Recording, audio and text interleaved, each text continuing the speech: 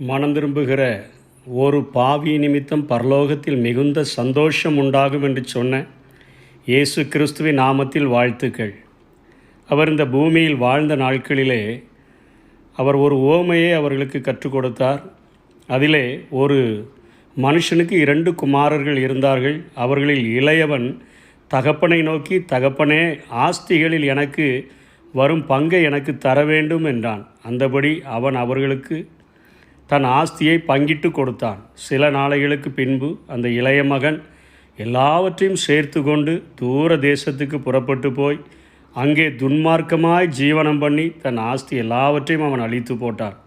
எல்லாவற்றையும் அவன் செலவழித்த பின்பு அந்த தேசத்திலே கொடிய பஞ்சம் உண்டாயிற்று.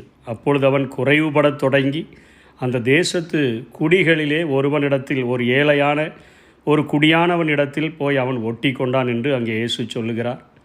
அங்கே தேசத்தில் பஞ்சம் மிகவும் அதிகமாக இருந்தபடியினாலே அவன் அங்கே அந்த குடியானவனிடத்திலே பன்றிகளை மேய்க்கும்படியான ஒரு வேலையை அவன் அங்கே பெற்றுக்கொள்ளுகிறான். அப்பொழுது அவனுக்கு மிகுந்த பசி உண்டாயிற்று.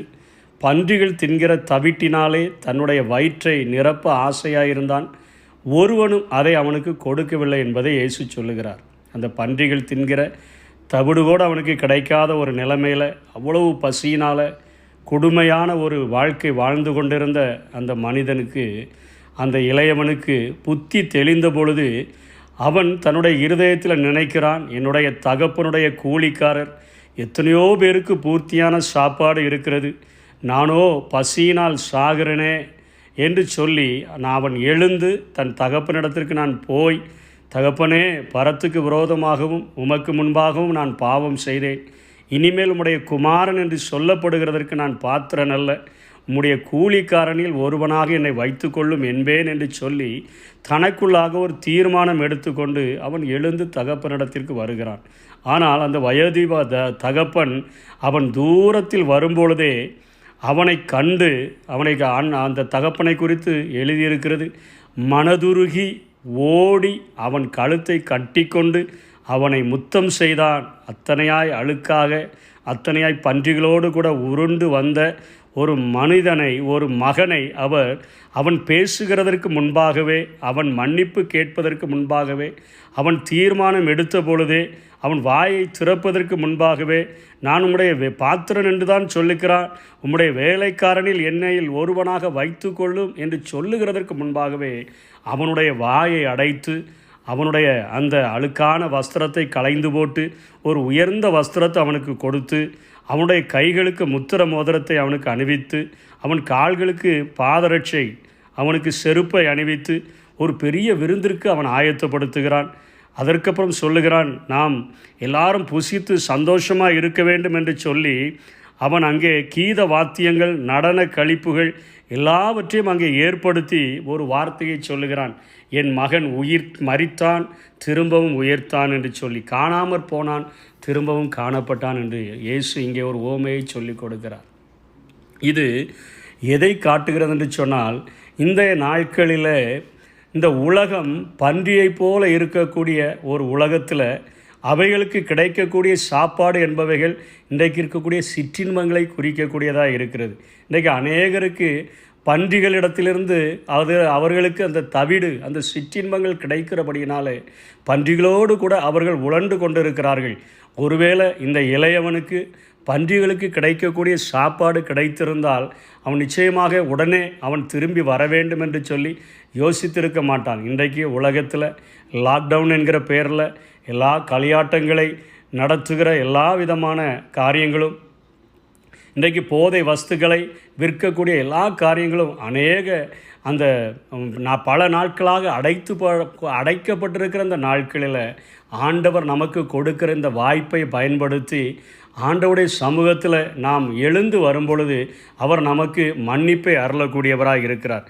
இதை வேதத்திலிருந்து நாம் பார்க்க வேண்டும் என்று சொன்னால், சங்கீதம் 32:9 சொல்லுகிறது, ஏனால் பாவத்தின் சம்பளம் மரணம், அதனால் வரக்கூடிய வேதனையை ஒரு மனிதன் அனுபவித்து தான் ஆக வேண்டும். ஆகவே வேதம் எப்படி எச்சரிக்கிறது என்று சொன்னால், வாரினாலும் கடிவாளத்தினாலும் வாய் கட்டப்பட்டால் ஒழிய உன் கிட்டி சேராத புத்தி இல்லாத குதிரையைப் போலவும் கோவேறு கழுதையைப் போலவும் இருக்க வேண்டாம் என்று சொல்லுகிறது. வாரினாலும் கடிவாளத்தையும் போட்டு வாயை அதை ஓட்டுகிறவன் இழுக்கும் பொழுது அதனுடைய வாய்கள் கிளியத்தக்கதாக, அதனுடைய வாயிலிருந்து இரத்தம் வரத்தக்கதான அந்த காரியங்கள் புத்தி இல்லாத குதிரைகளுக்கும் கோவேறு கழுதைகளுக்கும் நடந்துவிடும். இந்த உலகத்தை உண்டாக்கின ஒரு ஆண்டவர் உன்னை இப்படிப்பட்ட நிலைமையில் போட்டு இழுத்து தன்பக்கமாய் அவர் சேர்த்து கொள்கிறதற்கு முன்பாக அந்த பன்றிகளுக்கு கிடைக்கிற தவிடு கிடைக்கலையே, பசியினால் நான் சாகிறனே என்று சொல்லுகிறதற்கு முன்பாக எழுந்து வரும்பொழுது தகப்பனுடைய அன்பை பெற்றுக்கொள்ளுகிறதற்கு நாம் அதற்கு பாத்திரவான்களாய் மாறிவிடுகிறோம். இந்த சத்தியத்திலிருந்து ஒரு காரியத்தை நாம் தெரிந்து கொள்ளலாம். உண்மையான மனம் திரும்புதல் என்றால் என்ன? ஆண்டவராய் இயேசு இதில் என்ன போதிக்கிறார்? பாவத்தினுடைய நிலையையும் தன்னுடைய பரிதாப நிலைமையையும் ஒருத்தன் உணர்ந்து வருந்தினால் அவன் அந்த பாவத்திலிருந்து விடுதலை பெறுகிறதற்கு முதற்படி ஏறுகிறான். 2வது படி ஏறுகிறதற்கு அவன் மனம் திரும்ப தீர்மானித்தால் போதும். நான் என்னுடைய தகப்பனிடத்திற்கு போவேன், அவரிடத்தில் திரும்ப போவேன், அவரிடத்தில் என்னை மன்னித்து கொள்ளும், உமக்கு விரோதமாக நான் பாவம் செய்துவிட்டேன், உம்முடைய வேலைக்காரனில் ஒருவனாய்க்கூட என்னை வைத்து கொள்ளும் என்று சொல்லி நான் மனம் திரும்புவேன் என்கிறதை அவன் அங்கே தீர்மானிக்கிறதை ஆண்டவர் சுட்டி காட்டுகிறார்.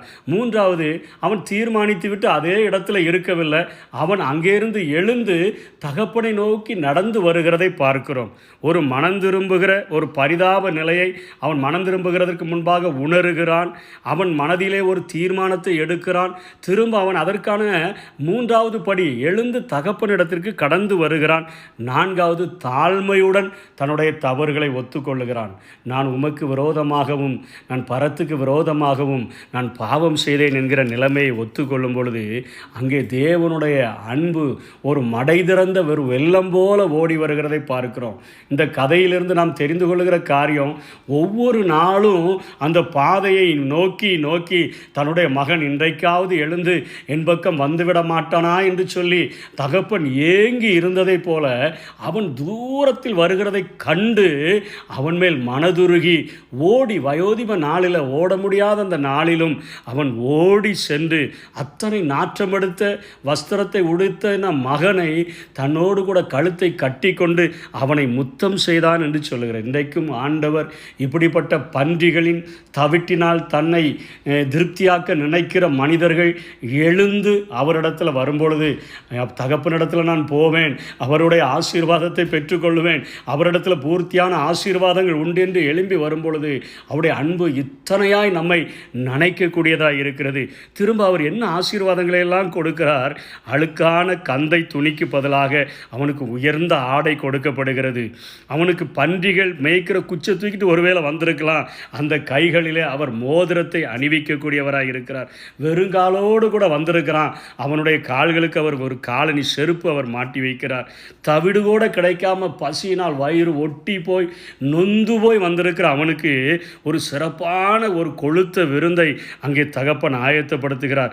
ஒருவேளை பன்றிகளோடு கூட படுத்திருக்கும் போது அதனுடைய உருமல்களை நம்ம கேட்டிருக்கிறோம். அது உரும்புகிற காரியம் என்று உரும்புகிற காரியத்திற்கு பதிலாக அவனுக்கு ஒரு மிகப்பெரிய இசை கச்சேரியையே அங்கே தகப்பனார் ஏற்படுத்துகிறதை பார்க்கிறோம். தள்ளாடி நடந்து வந்த மனிதனுக்கு ஒரு நடன கழிப்பை அந்த தகப்பன் உண்டு பண்ணி கொடுக்கிறான். திரும்ப சொல்லுகிறான், என் மகன் மரித்தான், அவன் திரும்பவும் உயிர்த்தான். இன்றைக்கு வேதம் சொல்லுகிற காரியம், பாவத்தில் மரிக்கிற ஒரு மனிதனைத்தான் வேதம் அவன் மரித்தான் என்று சொல்லுகிறது. உண்மையான மரணத்திற்குள்ளாக செல்லுகிற மனிதனை அவன் நித்திரையாய் இருக்கிறான் என்று சொல்லிதான் ஆண்டவர் சொல்லுகிறார். இன்றைக்கு அப்படிப்பட்ட பாவ நிலைமையிலிருந்து நம்ம ஒருவேளை பின்வாங்கின நிலைமையிலிருந்து இருந்தோம் என்று சொன்னால், இந்த உலகத்தினுடைய சிற்றின்பங்கள் எனக்கு வேண்டாம், நான் அதிலிருந்து தீர்மானம் எடுத்து என்னை உண்டாக்கினேன், தேவனிடத்திற்கு வரப்போகிறேன், அவரிடத்தில் பூர்த்தியான ஆசீர்வாதங்கள் உண்டு என்று சொல்லி நாம் எழும்பி வரும்பொழுது அவருடைய அன்பு நம்மை நினைக்கிறது மாத்திரமல்ல, அவருடைய கரங்களிலிருந்து கிடைக்கிற இத்தனை ஆசீர்வாதங்களையும் கொடுத்து அவர் நம்மை உயர்த்துகிறதற்கு இன்றைக்கும் ஒரு அன்புள்ள ஒரு நேசராக அவர் இருக்கிறார். கர்த்தர் தாமே இப்படிப்பட்ட கிருபைகளை நமக்கு தந்து நம்மை ஆசீர்வதிப்பாராக. ஆமென். உம்மை மறுதலித்தே பின் வாங்கி போனேன், வல்லமை இழந்தேன் ஐயா, வல்லமை இழந்தேன் ஐயா, என்னை மன்னியும் தெய்வமே, என்னை மன்னியும் தெய்வமே, இயேசுவே என் தெய்வமே, என் மேல் மனமிரங்கும்.